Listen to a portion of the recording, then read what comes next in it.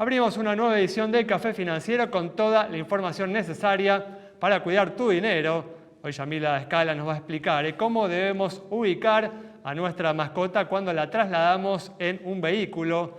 Juan Pablo Piceta nos va a contar cuáles son las entidades que ofrecen tasas de interés para sus cajas de ahorro o equivalentes superiores a las de los bancos tradicionales, algo muy útil en este momento en que los pesos se desvalorizan rápidamente. Maximiliano Donzelli va a repasar lo sucedido en los mercados de capitales y en el último bloque vamos a conversar con el economista Orlando Ferreres para analizar las principales noticias económicas de estos últimos días.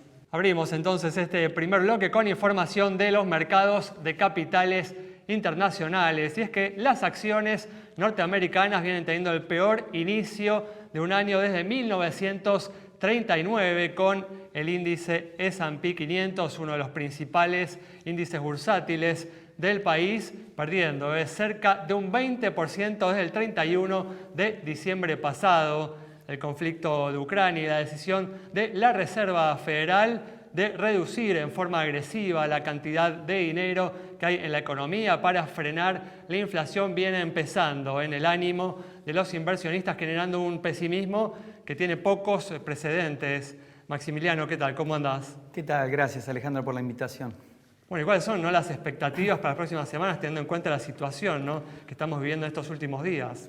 Bueno, te diría que hoy hubo un dato que generó lamentablemente expectativas negativas, digamos que es el dato de inflación de Estados Unidos. Hoy salió, se conoció el dato de inflación de Estados Unidos, que fue del 8,3% interanual, que fue por encima de lo que se esperaba el mercado, 8,1%. Una pequeña igual caída respecto al mes anterior, ¿no? Tal cual, Alejandro, pero el problema es que el mercado muchas veces, más allá de lo que pasó el mes pasado, trata, digamos, estima y compara contra eso, y el dato sí estuvo por encima de lo esperado. La inflación núcleo, que excluye energía y alimentos, también estuvo por encima.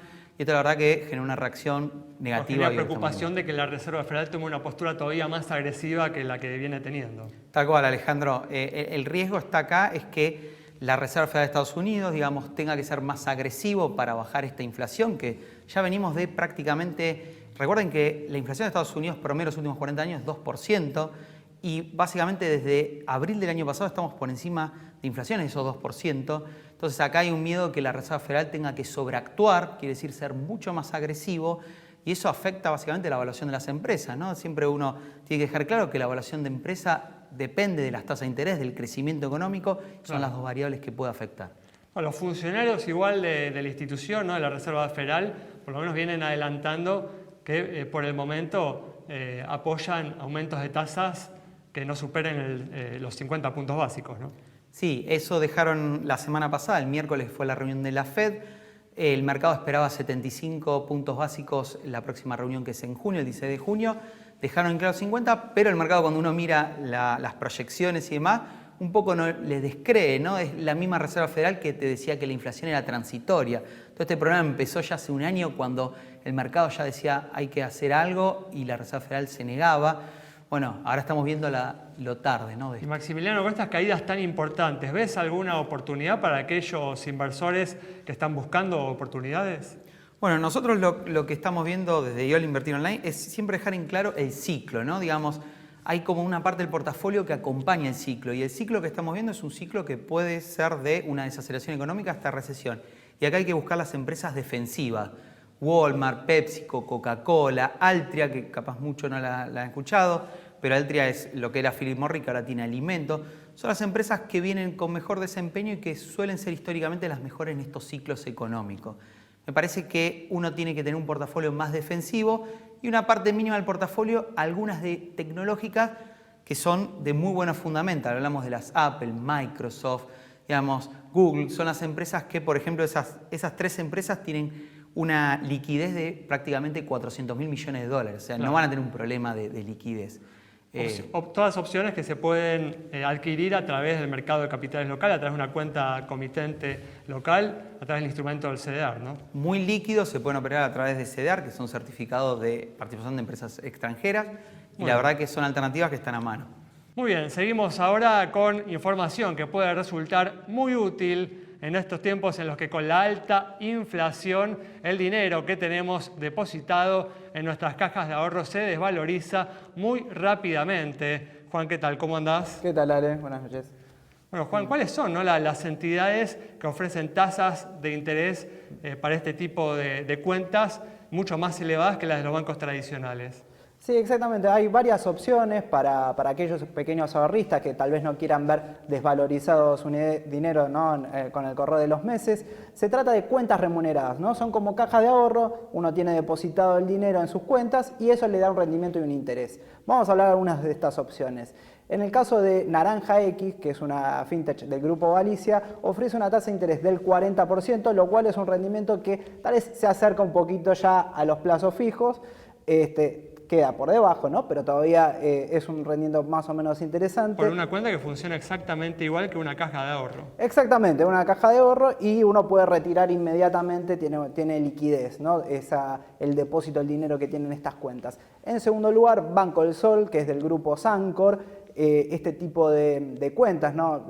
Da un rendimiento del 20% de interés interanual. En tercer lugar, también está la fintech del grupo Superville, que ofrece un 15% de tasa de interés. Y después, una mención en particular, podemos hablar de también las cuentas que ofrecen Mercado Pago y Ualá, que técnicamente no son una cuenta remunerada, pero rápidamente se puede convertir en una. ¿Con qué? Aprobando, invirtiendo, ¿no? el depósito que uno tiene en cuenta en los fondos comunes de inversión que ofrece Mercado Pago y Igualá, uno puede obtener un rendimiento de un 33% de tasa de interés. Es un mecanismo muy sencillo, el dinero está de manera inmediata, por lo cual uno puede acceder rápidamente a este tipo de opciones, pero bueno, nuevamente a tener en cuenta, es un tipo de inversión, si se quiere, de conservadora, ¿no? Para ir en el ritmo de la inflación y que bueno, está por debajo, ¿no? De las proyecciones del 65% interanuales que dio el Banco Pero Central. está muy por encima de lo que pagan los bancos tradicionales por ese mismo instrumento. Estamos hablando, los bancos tradicionales pagan 0, algo por ciento, ¿no? Exactamente, para aquel que necesita tener el dinero disponible y bueno, no movilizarlo tal vez en una inversión de mayor riesgo, es una buena alternativa para manejar el dinero.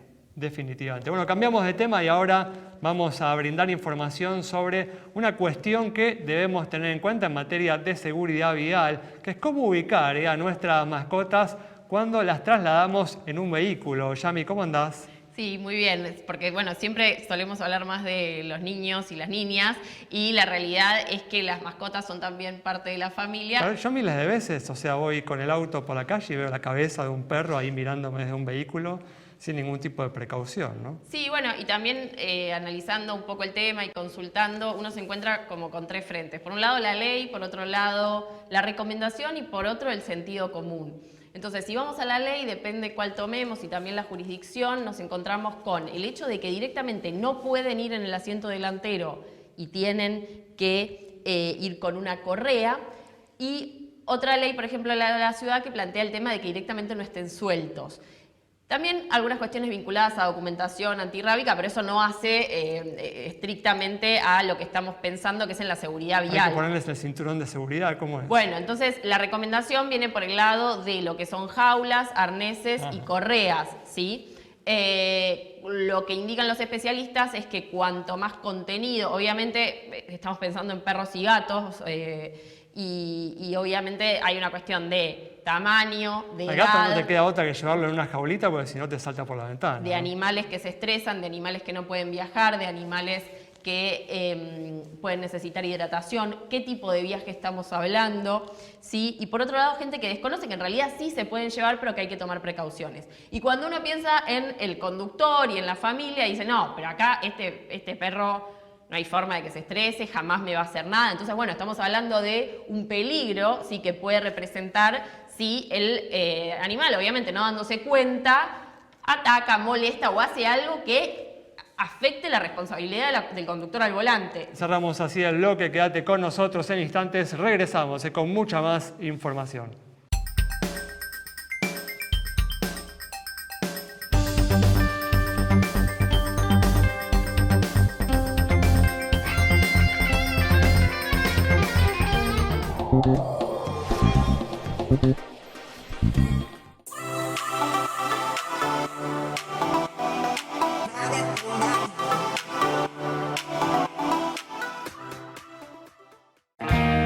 Hay tradiciones que generan identidad,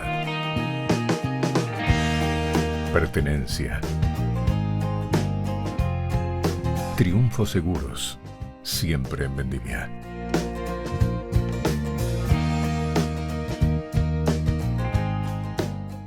Grupo Petersen, desde 1920, construyendo el país. ¿Te chocaron y no fue tu culpa? No te preocupes, llegó Autoreclamo. Ingresá hoy mismo en www.autoreclamo.com.ar y nosotros lo resolvemos por vos.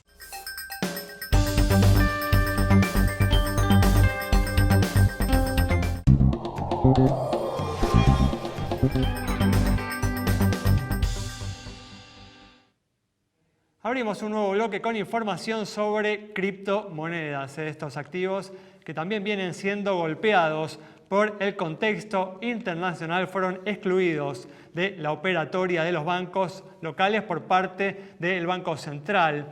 Juan, una entidad que ya se había manifestado en forma negativa respecto a este instrumento, ¿no? Sí, viene muy movido el mundo de las criptomonedas, sobre todo en Argentina. Esta fue la gran noticia, ¿no? Que había salido el Banco Galicia y Banco Galicia, una de las principales entidades financieras de Argentina, ofreciendo la posibilidad de comprar y vender criptomonedas. Bueno, duró muy poquito. La verdad, la iniciativa, a los pocos días, el Banco Central restringió las posibilidades de compra-venta y bueno, volvimos al esquema anterior de que los tenedores de criptoactivos pueden obviamente utilizar las wallets y comprar a través de distintos tipos de empresas de esta economía digital, pero bueno, se cerró nuevamente esta posibilidad. Ya también las autoridades monetarias y económicas ya venían cerrando, incluso con el acuerdo del Fondo Monetario, de incrementar los controles frente a estos criptoactivos. Bueno, una medida más, una clara señal en Argentina de que esto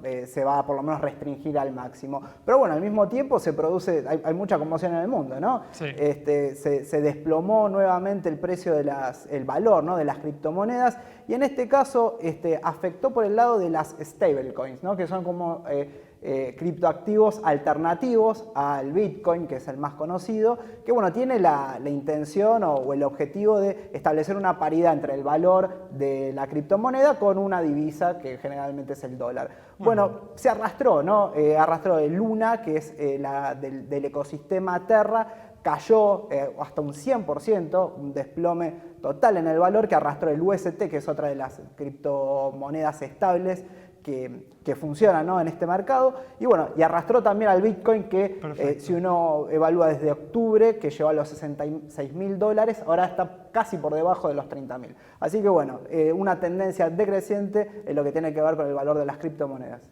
Y estas turbulencias en los mercados financieros internacionales también afectaron a los activos argentinos, con el riesgo país alcanzando su valor más alto desde marzo en los últimos días, y también el Merval cayendo en terreno negativo. ¿Es así, Maxi? Sí, tal cual, Alejandro. A ver, Argentina, como toda Latinoamérica, había quedado un poco aislado de lo que fue, digamos, este mercado bajista que inició a principio de año, un poco ayudado por el contexto muy favorable de los commodities, ¿no? Digamos, no es casualidad que Brasil tuvo un excelente arranque, Argentina también, y en general Latinoamérica, Colombia, Chile, digamos, todos los mercados de Latinoamérica habían tenido un buen arranque. Y bueno, digamos, ese arranque muy bueno que permitió dar buenas ganancias se empezó a agotar en un contexto de un mercado que se empezó a poner más difícil.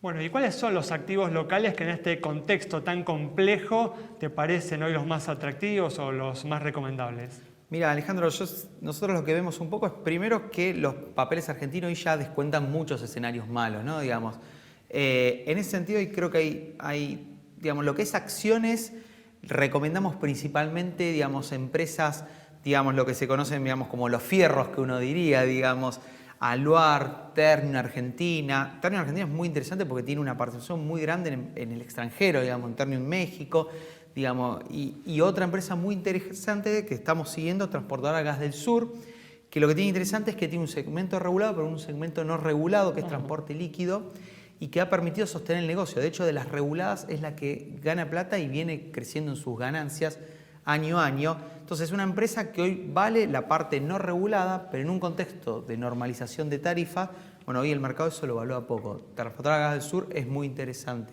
Y para alguien que busca activos más conservadores, Maxi, ¿te gusta algún instrumento en particular? Instrumentos ¿Algún fondo conservadores. común de inversión? O... Mirá, lo que es instrumentos conservadores para, digamos, lo que es Argentina, principalmente hoy lo que es todo cobertura a inflación, ¿no? Los instrumentos SER son interesantes porque permiten Los fondos de una inversión cobertura integrados por activos con SER, que van con la inflación. con la inflación. Nos parece que es la cobertura ideal, digamos, en este contexto. Estamos hablando de inflaciones 65, el REP subió 5 puntos porcentuales, digamos, y digamos, corrigió toda la inflación. Me parece, Alejandro, que es el punto interesante. Obviamente estar siempre invertido, digamos, porque en Argentina, digamos, no estar invertido y con esta No quedarse inflación. con pesos, así en el No bolsillo. quedarse con los pesos. Muy bien, con esta información cerramos este bloque. Quédate con nosotros, al regreso vamos a estar dialogando con el economista Orlando Ferreres.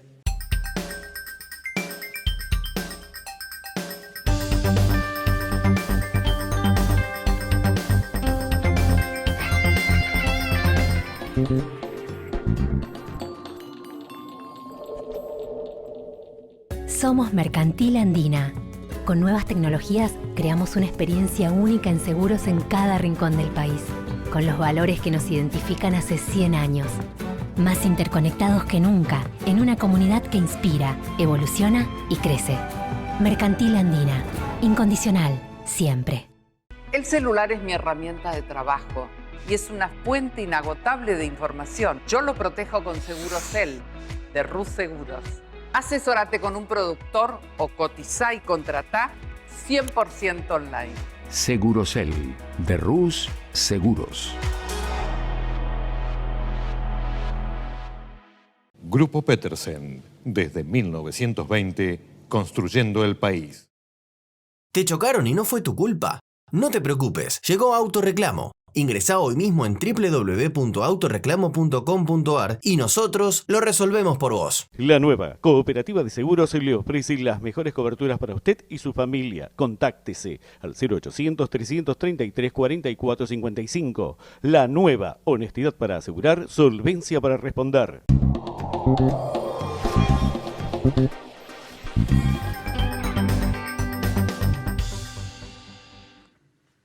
Abrimos este último bloque ya con la presencia del economista Orlando Ferreres para analizar los hechos más destacados en materia económica de estos últimos días. Orlando, ¿qué tal? ¿Cómo andás? ¿Qué tal? Muy bien, por suerte. Gracias por invitarme. Gracias a vos por estar aquí. Bueno, tras un primer cuatrimestre en el que el Banco Central tuvo grandes dificultades para comprar dólares, para fortalecer sus reservas internacionales y cumplir con el acuerdo con el Fondo Monetario Internacional. La entidad tuvo un gran inicio de este mes de mayo, sumando más de 600 millones a sus arcas. Orlando, ¿ves como una señal positiva esto que viene sucediendo de la compra de reservas del Banco Central? Yo creo que sí, está bien, porque es la época para comprar, porque es la época que se exporta soja y maíz, que son los principales granos, además del trigo, que también fue bueno, pero que viene en diciembre, enero. Esto, en cambio, viene para mayo y junio, así que es el momento para aumentar las reservas. De todas formas, la entidad, ¿no? Banco Central no debería aprovechar esta mayor oferta de divisas para flexibilizar un poco las restricciones a las importaciones que vienen trabando la actividad económica. Lo que pasa es que ya hay muchas importaciones, como tienen un precio subsidiado respecto al tipo de cambio libre. Evidentemente que ahora está aumentando mucho la inversión, porque todos los equipos de producción y de transporte están siendo comprados al precio oficial. Claro. Es una diferencia notoria, entonces mucho no puede flexibilizar, tampoco va a tener que frenar un poco quizás.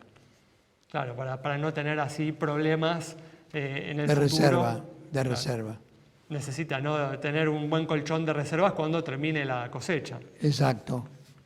Yo creo que eso es lo que va a ocurrir y ellos lo que están procurando es eso. Por eso que han puesto lo que importó el año pasado más 5%, pero con el problema de los costos del transporte ya es 15% más que el año pasado el precio de todo lo que se ha importado. O sea que ya están poniendo una restricción bastante importante con esa medida. El país, ¿no?, ya viene sufriendo, ¿no?, problemas de escasez de divisas hace varios años. Uno podría remontar, ¿no?, estos problemas por ahí al año 2011, 2012, ¿no? Claro. Se estableció por primera vez el cepo cambiario, ¿no? Después de 20 años de libertad cambiaria. ¿Qué cosas crees que se necesitan, ¿no? Para dejar atrás estos problemas de escasez de divisas? Bueno, yo creo que hay que liberar todo, porque la única solución es encontrar el precio real de la divisa y ese tendría que ser el valor que tendría que tener. Porque así al controlar una parte, otra parte no, empiezan a aparecer los distintos mercados. Inclusive el precio mínimo del dólar libre está fijado por el impuesto a las ganancias que fija la AFIP, que se devuelve a veces y a veces no, y también por un 35% de aumento se cobra un precio especial, o sea que ya da como 70% por lo menos de mínima brecha entre el tipo de cambio libre y el oficial. A veces llega a 110 y a veces llega a 70 o algo menos, según se devuelva el tipo de cambio del mercado de ganancias que se devuelve cada 6 meses. ¿Vos recomendás liberar el mercado cambiario antes de resolver los problemas fiscales como hizo el gobierno de Macri, que eso después le valió no tener serios problemas a partir del 2018? No, yo no creo que hay que arreglar problemas todo el conjunto y al mismo tiempo liberar el mercado de cambio. No se puede solamente soltar el mercado de cambio y dejar todo igual, porque sería un desastre, evidentemente. Pero hay que hacer todo al mismo tiempo. Yo creo que eso no va a ser hecho por este gobierno porque inclusive hasta tiene problemas con el Fondo Monetario Internacional y eso que el Fondo Monetario no exige demasiadas cosas para la Argentina. O sea, aún exigiendo poco, todavía Cristina no lo acepta. Sí, bueno, justamente te iba a plantear eso. No parece, ¿no?, que este gobierno vaya a avanzar con modificaciones profundas de la situación macroeconómica, ¿no? No creo que haya muchos cambios. Lo que sí va a haber es estirar la cosa para largo y Alberto Fernández está procurando cumplir lo más que pueda con el acuerdo con el fondo en la medida en que él, digamos, no tenga mucha interferencia desde el punto de vista legislativo con cosas que le salen a veces de la Cámpora o de otros que hacen mayor gasto público cuando no se esperaba Guzmán encontrarse con eso. Por ejemplo, ahora salió un aumento para los jubilados sin hacer aportes que va a implicar quizás unas 500.000 personas más van a cobrar esa jubilación. Pero bueno, es una propuesta, ¿no?, de cierto sector del kirchnerismo. Hay que ver si eso puede atravesar, ¿no?, el Congreso. Sí, yo creo que no va a atravesar, pero pues siempre son problemas que surgen y que hay que atenderlos para poder, digamos, regularlos. Genera además ruido e incertidumbre, ¿no?, respecto al rumbo del gobierno. Sí, porque son contradictorios con lo que se exigiría normalmente, que es lo que pide el Fondo Monetario Internacional. No pide nada muy raro, al contrario, es un programa suave como para permitir el cambio de gobierno en el 2023, digo yo, porque parece un estirar los costos y devuelve inclusive los aportes de forma tal que exige 5.000 millones más de reservas que la que tenía a diciembre, que eran 39.000 millones. Ahora se exigen 5.000 millones más, o sea 44.000 millones. No está muy lejos de no cumplirlo, pero tiene que lograr la compra de reservas en mayo y junio, porque son los meses en que hay mayor oferta. ¿Ves algún riesgo de que la situación económica se vaya fuera de control como resultado de esta interna que hay en el gobierno? Bueno, puede ocurrir eso, sí, es un riesgo que existe, porque hay como una diferencia entre el Poder Ejecutivo y la vicepresidenta, que también es del Poder Ejecutivo, pero presidenta del Senado, y a veces piensan distinto en cosas que son básicas y por lo tanto arriesgan a veces a mucho, siendo que no es necesario, me parece a mí.